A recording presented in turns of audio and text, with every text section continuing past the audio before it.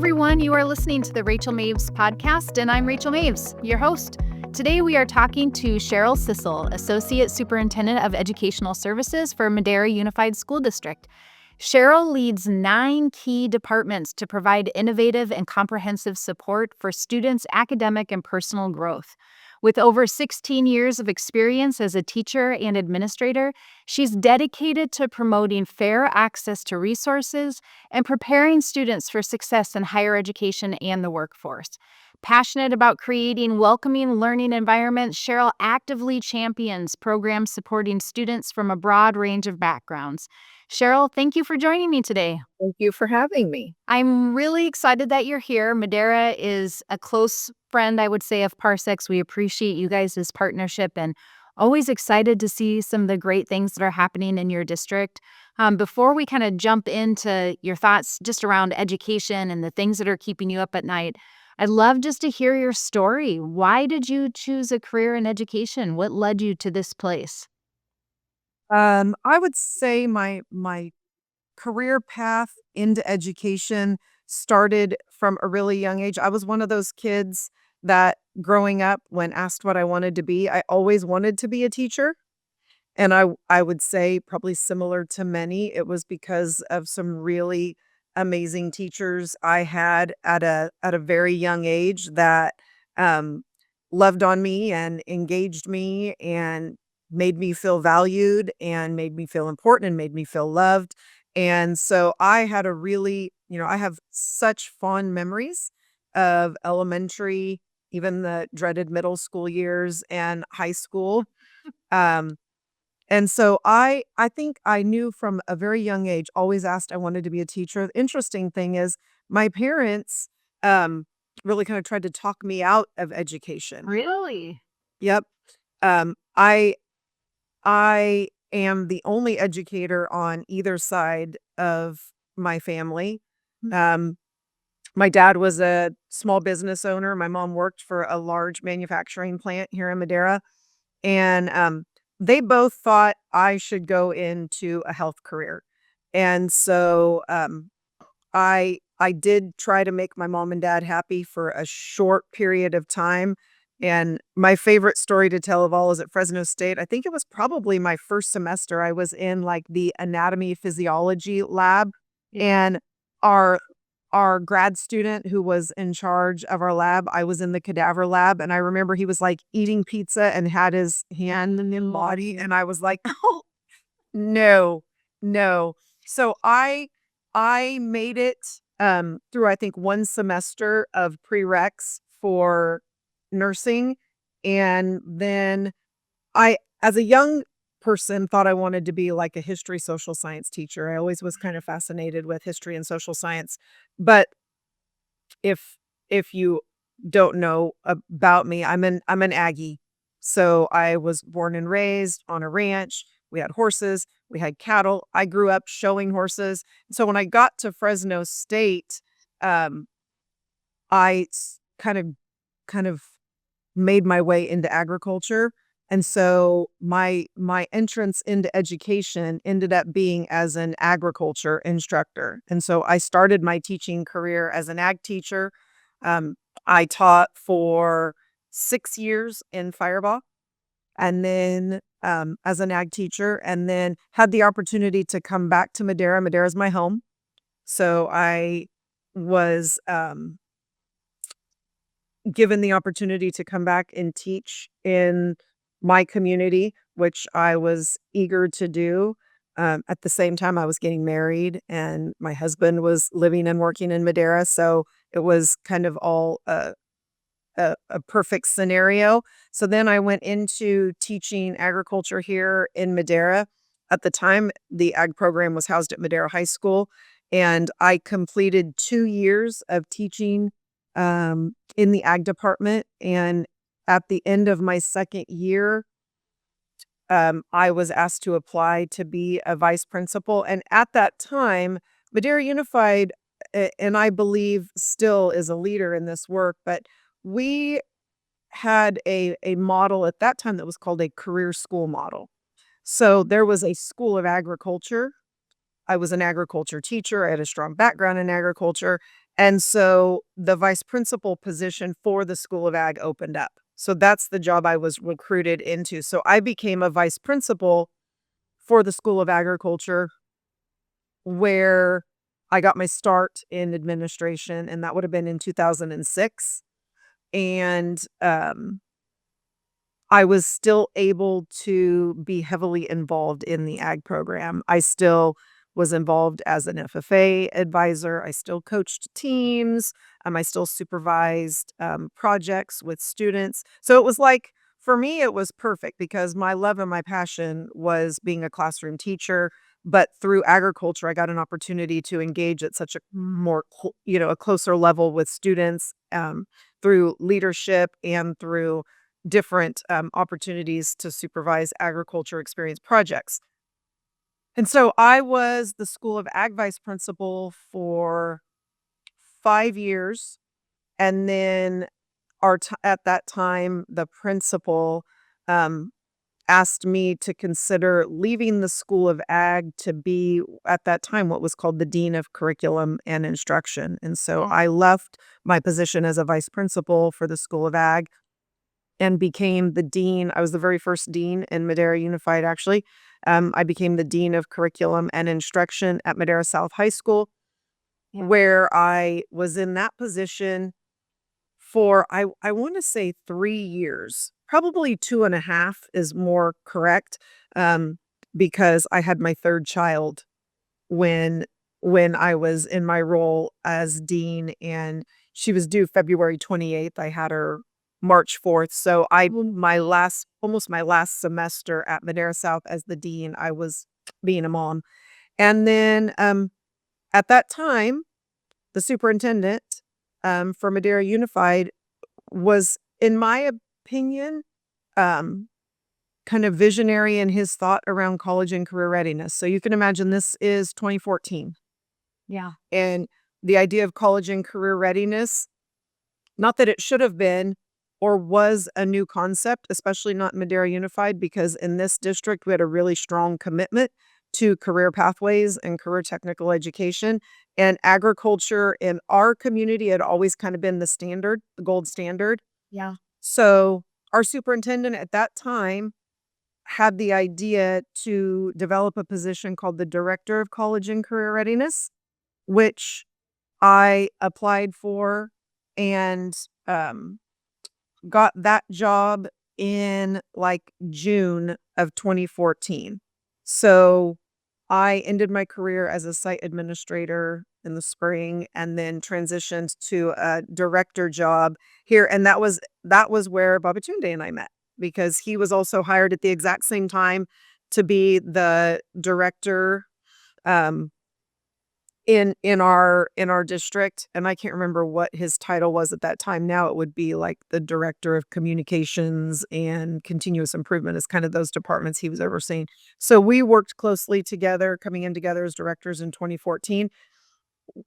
I was the director of college and career readiness then for 3 years. Did a ton of work. I would say, people ask me what I think my best work was.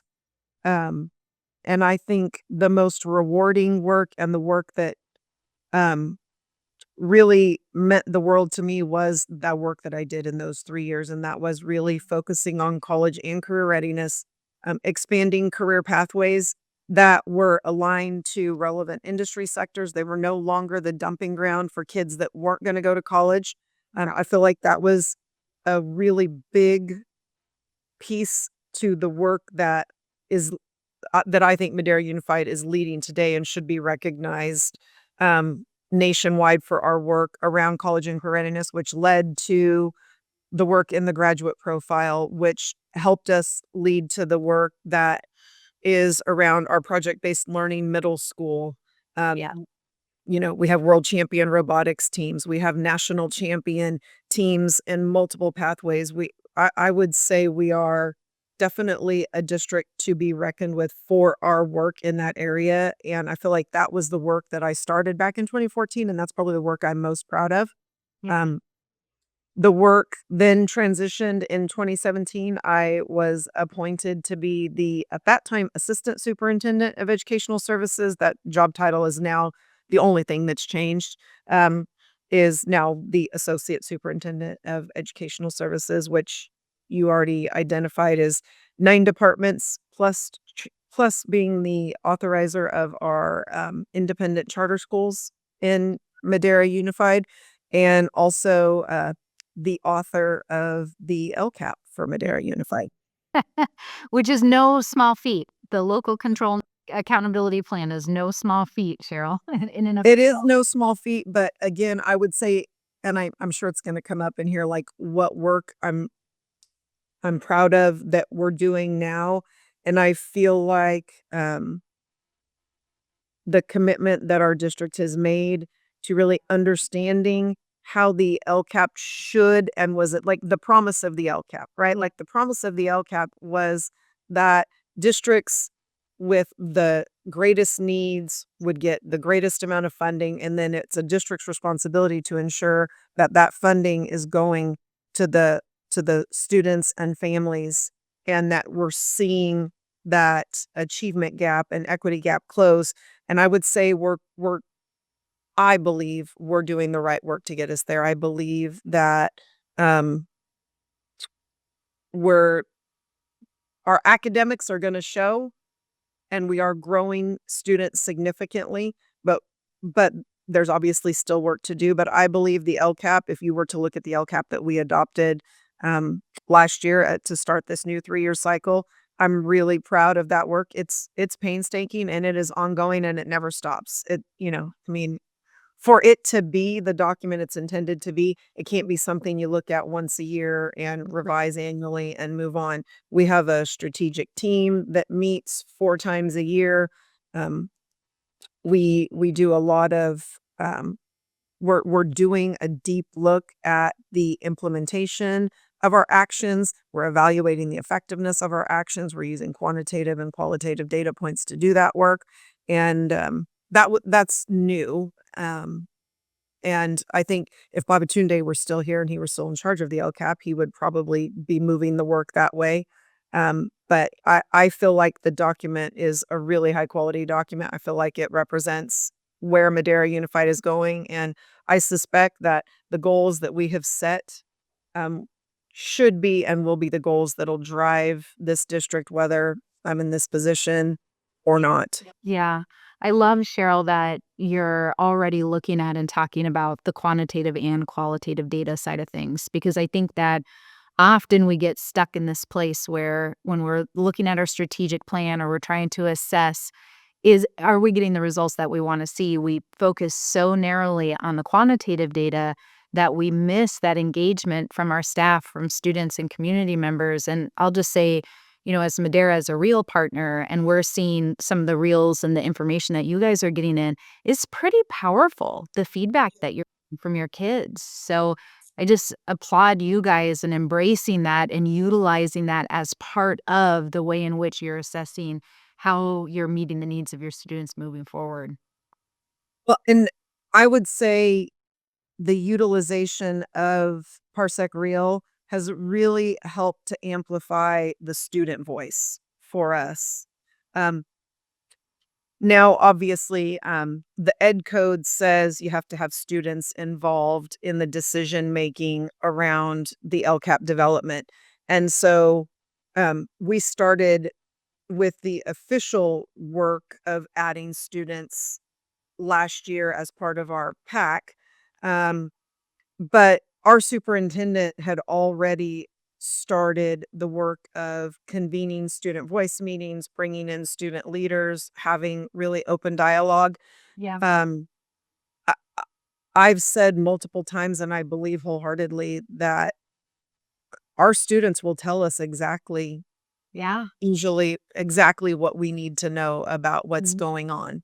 Yeah. Um, and so they bring a very honest, in my opinion, and powerful dialogue to the table. And so I think one of the things that Madera Unified and our superintendent and our leadership is really trying to prioritize is the student voice. And as an example, last year when we were getting feedback um, from students, we had if you took all 3 high schools, comprehensive high schools, plus our continuation sites, I mean, we had probably close to 12 to 15,000 individual student responses. We had one high school that really, had that they seemed to be the high school in our district that has really gotten the hang of how to utilize the reel, but all of our students and our schools are utilizing it.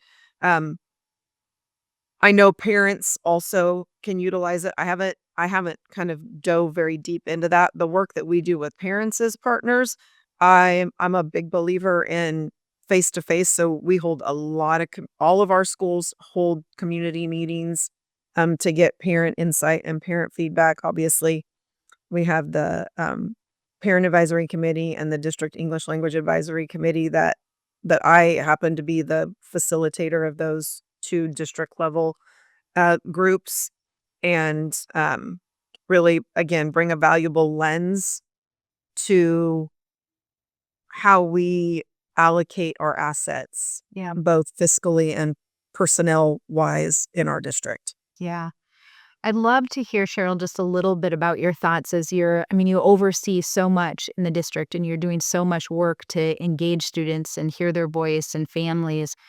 What keeps you up at night? What are the 1 or 2 things that really weigh on you as you're leading this work within Madera Unified? Yeah. Um, what keeps me up at night? Uh, I because educational services are our primary function, we exist to support school sites to improve academics.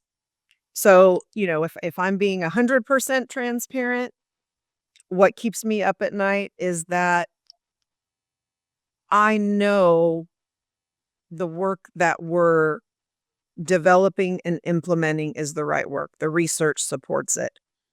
Um, just the academic turnaround, I guess, isn't where I would hope. And so what keeps me up at night is the constant, can we do more? Is there something we are not doing? Because our community deserves the best from us and our kids deserve the best from us. And so academically, we are not where we would want to be. And so I would say that keeps me up at night. And then the other piece that I guess I think about often is high quality teaching, Yeah. and is my department doing everything that we can to support teachers in the quest for students, academic achievement. Yeah. Um, Teacher retention and teacher quality, I think, is something, if you ask anybody across the state, and you do, I'm imagining that's something that comes up Yeah. um, everywhere. Yeah. We have, Right now. Yeah. It's a big topic. you know, we have to get to a place where we're not seeing the teacher turnover at such a high rate, because in Madera Unified, we have really tried to invest in our young teachers. We have invested in something called the Teacher Support and Mentorship Program, which is where every one of our new teachers, both pre-service and year 1 or year 2 with a credential. But if you're a brand new teacher in this district, year 1, 2, or 3, you're paired with a mentor teacher. And that's a significant investment in young teachers in our district. And we are seeing the benefits of that.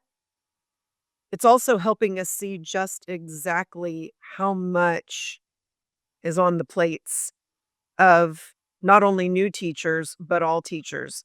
And this kind of folds into one of the questions, which is, what are the challenges? Just what is it that is challenging us in education today? And again, I'm imagining that every person you ask that question to is going to say, we can no longer just talk about academics. We have to talk about the whole child and the whole student.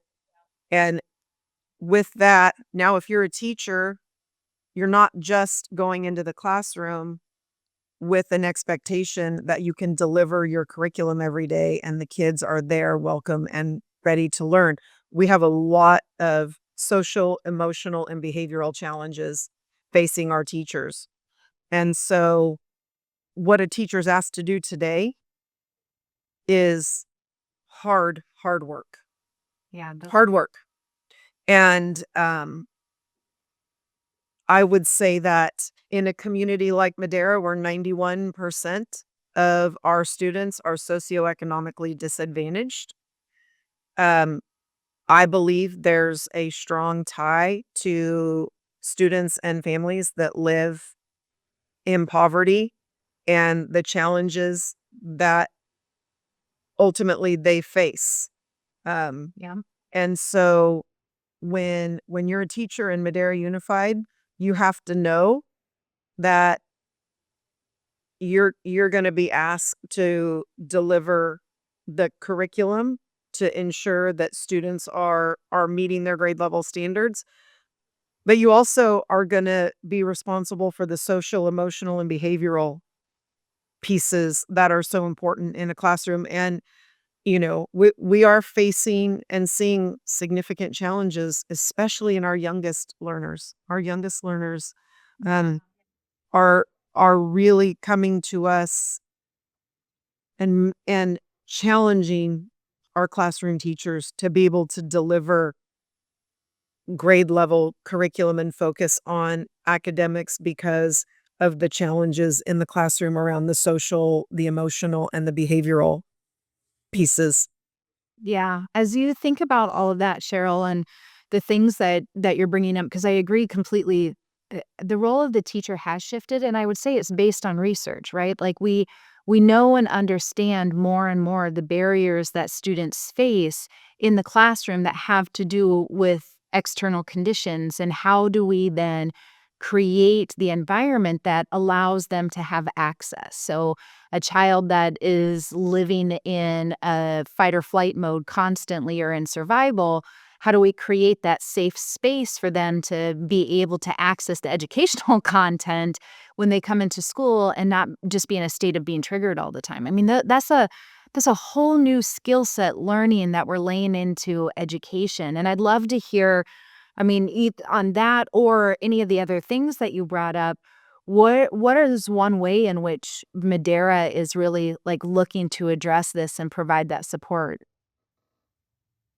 Yeah, and Rachel, I can touch on the commitment from our school district.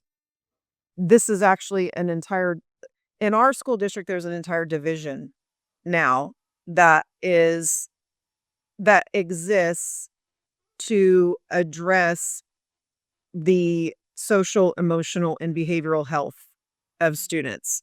Um, in Madera, it's the Student and Family Support Services. We have invested tremendous amount of fiscal and personnel resources to address those needs.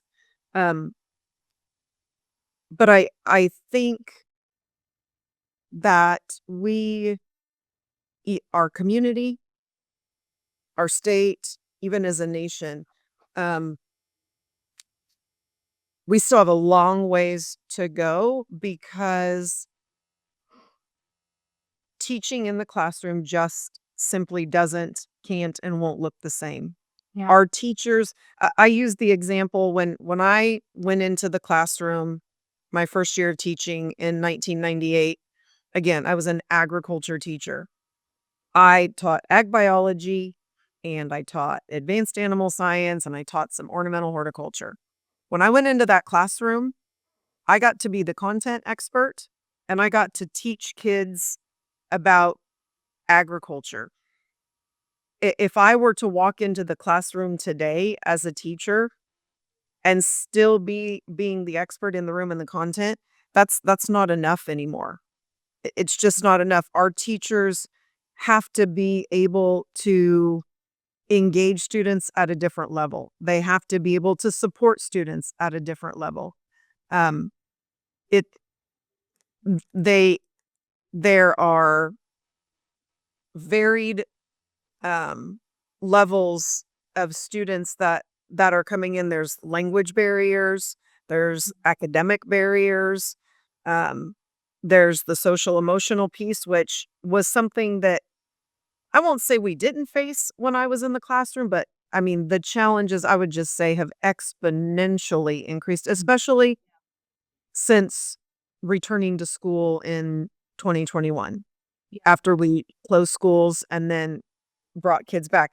And our superintendent was and is very much a visionary. And I can remember sitting in conversations about what we were going to do differently to ensure that our students wanted to come back to school. And it was at that time that we made some really significant changes in Madera Unified. Um, we knew that our teachers needed to have protected time within the school day to ensure that they could develop engaging lessons for a group of students who were going to need to be more engaged. Mm-hmm. We also knew that we had to create opportunities for students to have joy and excitement to come back to school. So when we opened school in 2021, we opened in elementary with an opportunity for every child, transitional TK through 6th grade, to have what we call our elementary enrichment or elementary electives. So every child, and still right now, gets 50 minutes of art a week. They get 50 minutes of STEM a week. They get 50 minutes of music a week. And they get 50 minutes of dramatic literacy a week. And then they also get, depending on their grade level, 50 to 100 minutes of physical education provided by a credentialed physical education teacher. During the time that our students are getting those electives, our teachers, the classroom teacher, gets to meet with their grade level team or work independently on developing, implementing, enhancing whatever they need to do to ensure that they're able to meet the needs of their classroom. So we created non-instructional time for classroom teachers I love that. for the first time ever in our district that wasn't asking teachers to come and then work from 3:30 to 6 p.m. Right. Yeah. Here, we're going to pay you on a timesheet after you've already put in a full day's work. And then we're going to ask you to engage in professional learning. That is a common practice. And there are still some opportunities like that happen in our district. But every elementary school teacher in this district gets 250 to 300 minutes of non-instructional time a week during their duty day to focus on themselves, how they can grow professionally, how they can collaborate with their team, and how they can focus on lessons that are highly engaging for our students. That's awesome. Our elementary students get to experience 250 to 300 minutes of what we hope are activities that they enjoy. Again, STEM, music, art, drama, and physical education. Yeah. Is it perfect? No, it's not. It's not perfect. But it was something that was groundbreaking for our area. And it was a commitment to engaging students in a new way to hopefully develop that love and excitement to come back to school. And we recognize that teachers were going to need to engage students in a way they never had before. Yeah. And so we needed to provide them the opportunity ongoing to focus on themselves. So I feel like that was a really big step in the work that Madera Unified's doing. At that same time is when we also implemented the teacher support program, which is where we hired distinguished teachers from within our schools.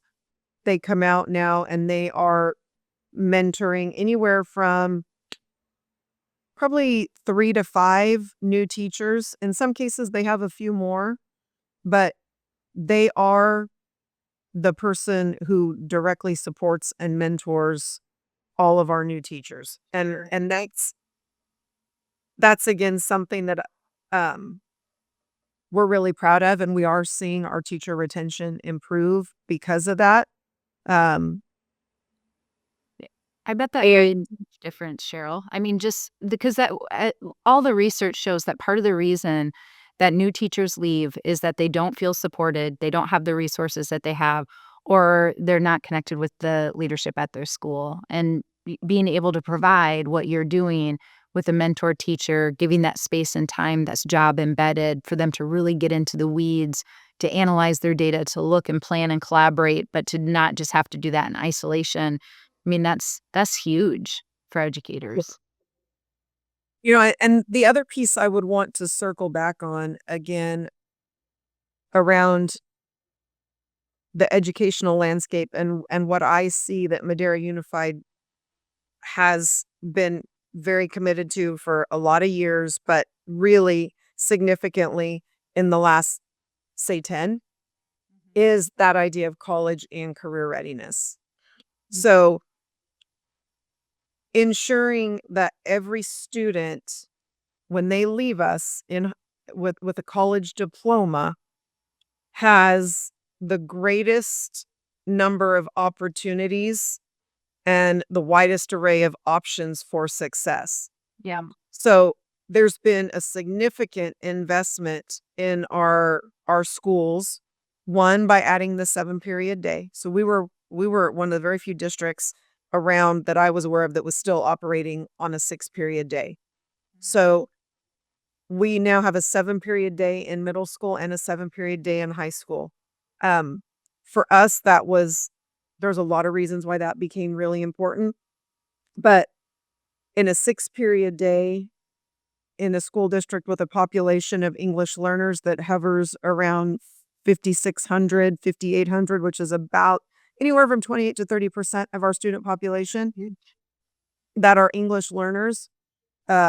Once those students hadn't reclassified when they left elementary school and they entered middle and high school, their trajectory completely changed in this district until we were able to get the 7-period day, because those students now take their required core programs, but they also get access to high quality career pathways.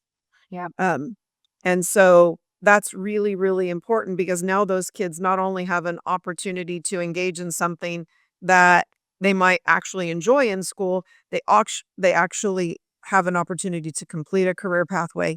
They have an opportunity to earn industry level certifications. They have an opportunity to earn the seal of biliteracy.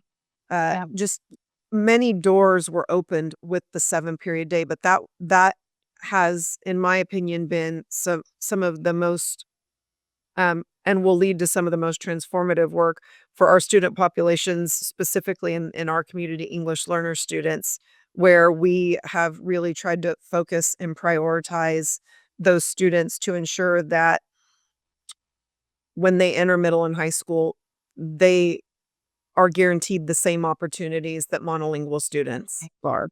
Yeah. And so For our listeners that aren't in education, and then we'll wrap this up too. I think it's important, Cheryl, just to highlight this tension that's always been in place in education around college and career.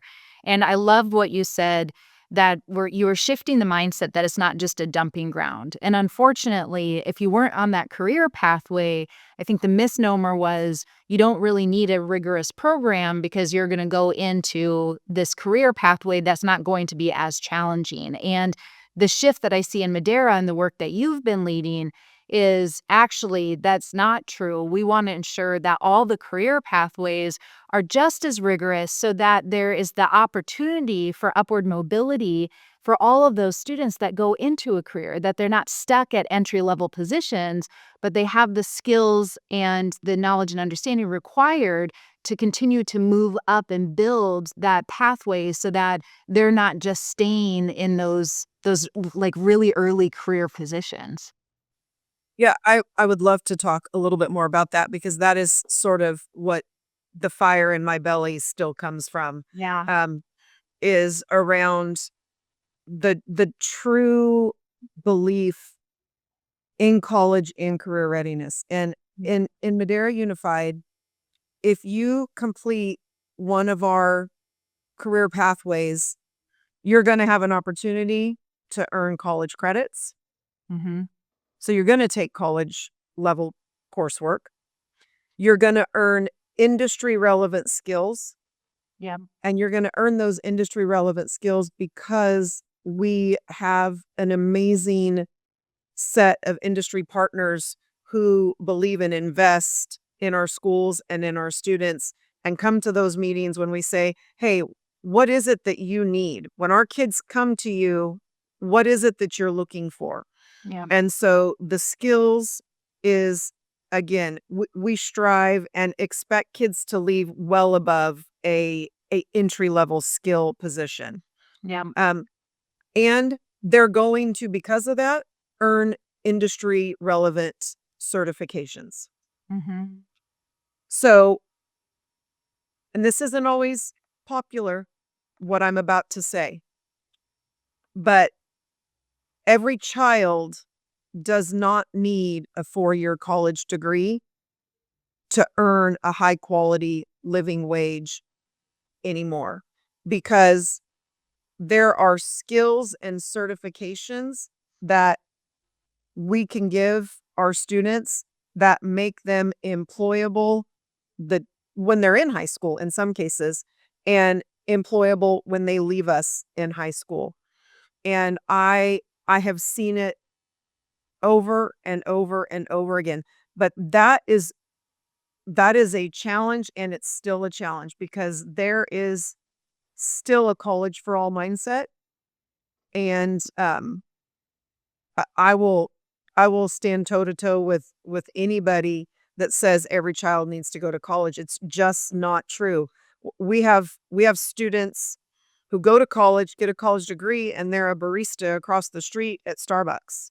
Yeah. Or they're working, they went to college, they got their bachelor's degree, and unfortunately didn't get the best advice or the best guidance. And now they've got a piece of paper, but they don't have the skills, and they got the piece of paper in an area that they can't really put it to work, versus students who have a will to work hard, to learn new skills. We can provide that, and we do provide that. I'm not going to say that in every school district across the state or the country that CTE is embraced like it is here in Madera, but I can tell you that my current director of college and career readiness, she believes it, and I believe it. Our school board believes it. Our superintendent believes it. In Madera Unified, we are invested in ensuring that students truly can leave us in a position to be successful in college, if that's what they choose, but also in career, if that's what they choose. Yeah. And I love too that the way that you've structured that program, it allows for them to make different decisions later on. If a student follows that career pathway, but then later on decides, I actually want to go to school now because I want to further my education or deepen my understanding in this area or whatever it might be, that door hasn't closed to them. Like they still have what they need because you've created such a rigorous program, which to me at the end of the day is how do we ensure that students have all of those opportunities available to them, regardless of what that choice is, and that we are not closing those doors inadvertently by the way we've structured our programs, which I think you guys are doing really well, Sheryl. It's just really exciting. I just want to say thank you for your time today. I know that it's limited and there's a million things going on, and I appreciate you coming on the podcast and just sharing with us the great work that Madera is doing around this. I would encourage, if you're a district leader and you're listening to this and you want more information, to reach out to Sheryl, because I think what Madera is doing and even what we're seeing in some of the real feedback from the students is pretty powerful, the way that you're equipping students in both the career and the college pathways. So thank you, Sheryl, for all your work. Absolutely. Thank you for having me today.